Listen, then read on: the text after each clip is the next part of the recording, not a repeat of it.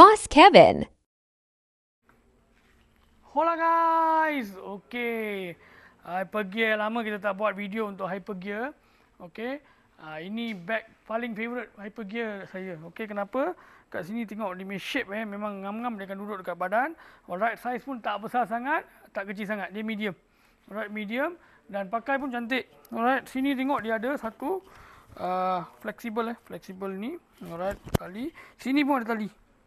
So bila anda ride okay, anda ride ni pun ada tali. Okey, anda ride dia takkan goyang belakang, takkan goyang sebab dua attachment. Alright, nak pakai jalan-jalan pergi mall pun boleh. Okey, Hypergear betul-betul waterproof. Alright, betul-betul waterproof dan datang dengan 1 tahun warranty. Okey, kita dealer sah untuk Hypergear. Barang kualiti memang mantap. Alright, dan apakah lagi yang kita ada kalau anda tengok? Okey, ni semua kita ada sekarang. Ready stock. Okey.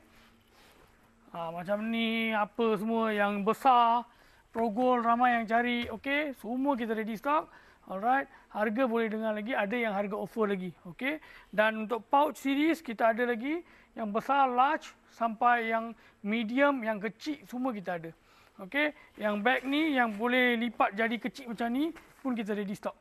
Alright. 120 saja guys. Alright, datang dengan 1 tahun warranty, original Hypergear, waterproof juga. Alright, so boleh datang ke kedai. Okey, orang yang rasa nak budget, okey, anda ada dry bag juga. Okey, dry bag.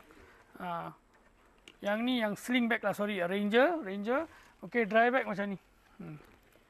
Alright, dry bag macam ni. Dia ada 5 liter, 10 liter, 15 liter, 20 liter hingga 40 liter. Alright, so datang ke kedai. Alright, tengok dulu. Kalau betul-betul sesuai dan berminat boleh beli. Dan ni boleh tahan sampai 6-7 tahun. Ada customer pakai sampai 6-7 tahun. Alright, dia betul-betul waterproof. Itu saja saya Boss Kevin. Ciao.